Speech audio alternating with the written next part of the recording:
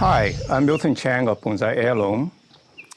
This is my Sumo. It's a Trident maple with a tremendously big base and short, stout trunk. And this is actually started from a seedling, same time as my other one, pretty much grown in the ground for 25 years. Today, I would read the second shaping because I've been cutting it. Like I spend probably 15 minutes clipping the tree every other year or so. But now I have about a year ago, I clipped back to kind of really fit the bonsai concept. And today I'm going to go the next phase. And I'll do probably 3 to 4 times a year update to show you the progress. And over time, you will see how a nice bonsai is being made. I think this would be a very nice bonsai. The purpose of this is not just to show you how to clip a tree, but there are several purposes. One is to show you how to style a tree by clipping and the principles behind it. The second one is to show you that my soil mix really works well. See how much you've grown since March, has no leaves on it at all. And the third is that I want to show propagation. Normally, because there are a number of people ask me how to make more trees out of what they have. Turns out Trident maple is one of the easiest to propagate by cutting, sort of semi-hardwood cutting. I've always done like 2 or 3 nodes per cutting. This time I would try to do a long one because I would like to create a forest quickly. And forests like to have straight trees. When you start with a short ceiling, they tend to branch out and it's hard to get a straight line. So the first step I'll do is to see the tree instead of beyond the forest, but cutting it back to see the shape. I do that fairly quickly, but don't cut too short because you may want to save some branches long for reshaping the tree. So that's what I'll do. So I'll just go in cutting. Yeah, you can cut it a little bit above the node. So even though I'm not likely to use this node, this branch coming out this way, but just in case, I can always clip off later.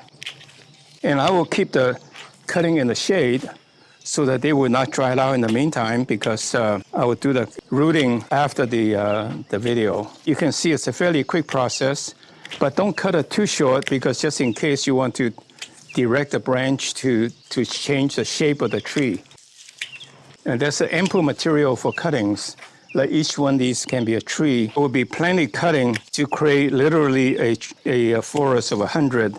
And it's not plausible to spend money to buy 100 seedlings for a forest because that adds up in a hurry. So right now, I'll probably have good 50 cuttings already, and my goal is to maybe make a forest of 100, so I will go to some other maple trees and get the cuttings. Since these are seedling, every one is a little different, but it's okay. You know, in the forest, you don't expect every tree to be the same.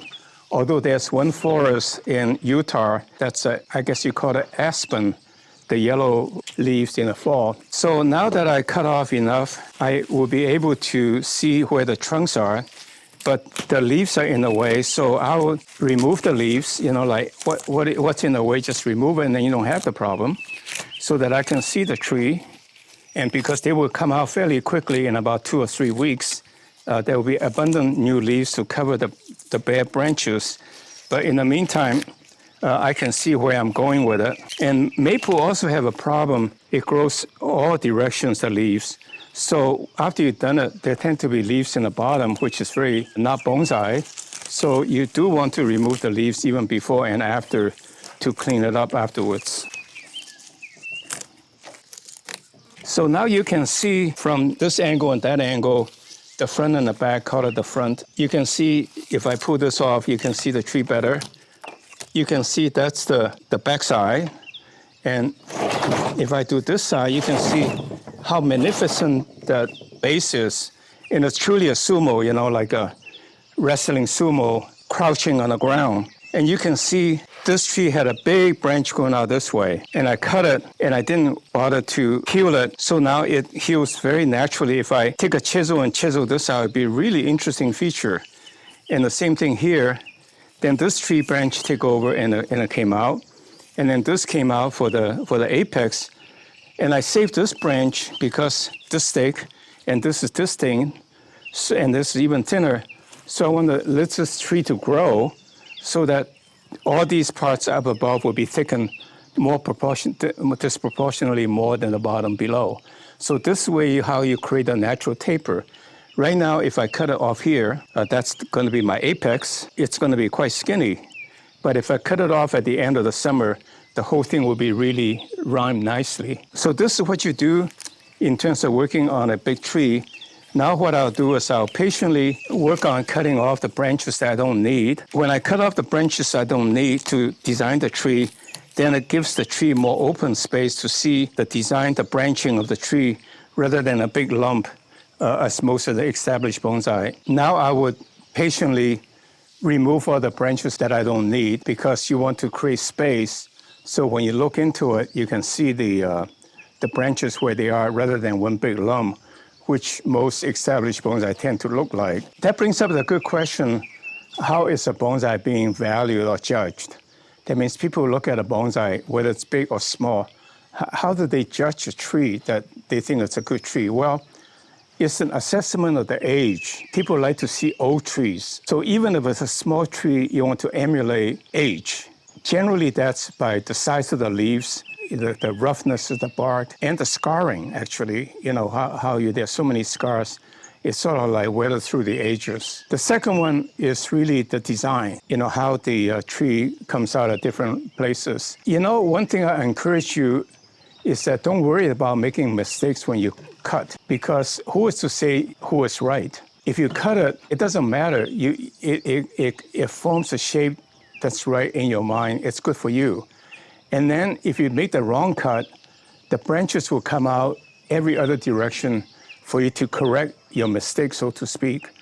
And so with that in mind, just go vigorously, cut back, open up the trunks, and don't worry about making mistakes. The third thing to keep in mind is that follow nature. If you have a branch coming out this way and needs to fill out a hole here, in a sense, a blank spot, make a branch go out this way, and it will fill out the space in time, maybe not quickly. I think wiring is an excellent technique to speed up that process. But on the other hand, really 1 year will compensate for any wiring you do, because the trees will cover the space you wanted to go by wiring. So I use wiring sparingly, although I don't object to wiring. And the last thing that people put a lot of value on is ramification. That means when a tree has got a lot of branching, a lot of leaves, it is an indication that a tree is healthy and well maintained. How do you balance off ramification and open up to see the branches? So that's your judgment, to clean off any branching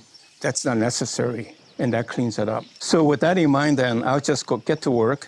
And again, I will save this, and hopefully something will come out here to be the apex, and then use this as a sacrificial branch to thicken it. I don't cut these off because I want as many leaves, as many branches to thicken up this branch quickly.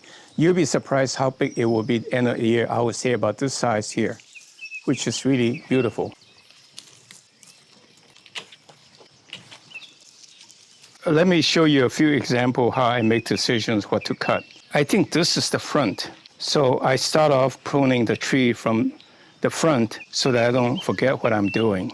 So for example, this branch here, you can see it's going this way. It's going far beyond what I want it to be. So what I do is I cut it off right here.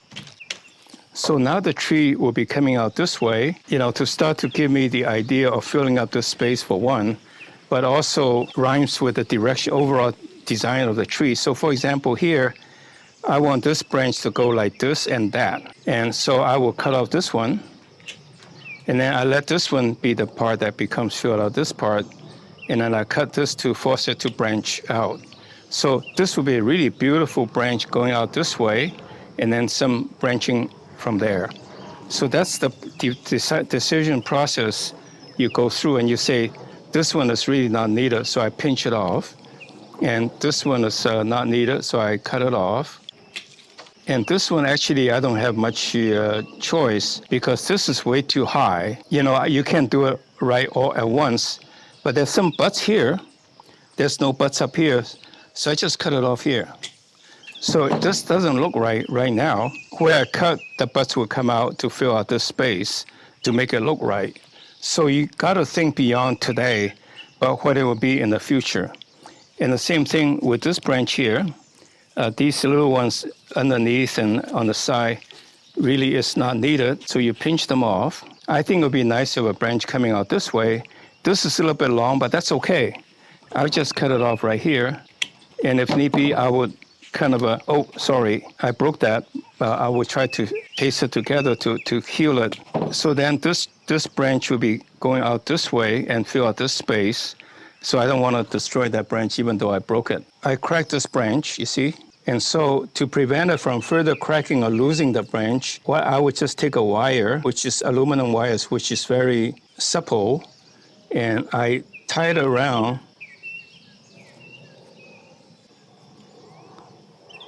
So I would not accidentally push on this and crack it. You do make mistakes, but you can correct it.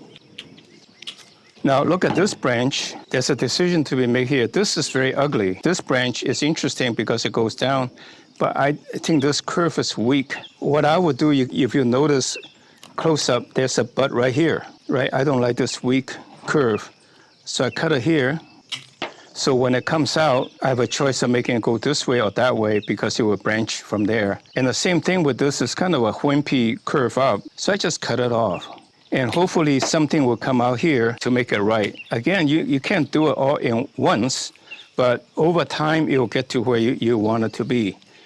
And that's how all my trees are created that way. Rome is not conquered in one day.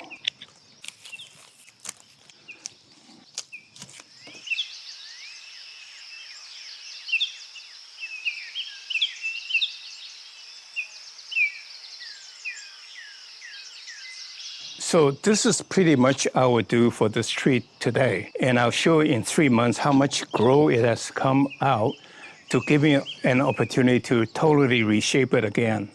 And I will leave this part alone so that it can thicken this trunk. And actually, in reality, the likelihood is that I will make this one the apex here. So it's like coming out this way and then that way instead of, this is the same length as this. I think I would like this to be a little shorter. Well, it's quite possible I cut it here to make this one come out. Again, as you work on the tree, you try to optimize it. And in this case, I see I'm not maximizing the trunk size because the trunk ends up here and it's hardly visible. So if I just turn the tree ever so slightly, now you can see I can take full advantage of this trunk instead of just this part. And that's an advantage that I would take. And then I'll clean off some of the top so that the roots will be even spread out further to give you a bigger base. What I've done today is to show you how to shape a tree. The basic technique is, the principle is the following. You remember the childhood game that you look at a picture and they say, find 6 squirrels in the picture, right? You remember the game, I'm not sure how exactly it's said. That's what you do in a bonsai. When you look at a bonsai, you say, where is the line? Where does it lead me to? How does it fit into my vision of the tree ultimately it will become? You try to find the line.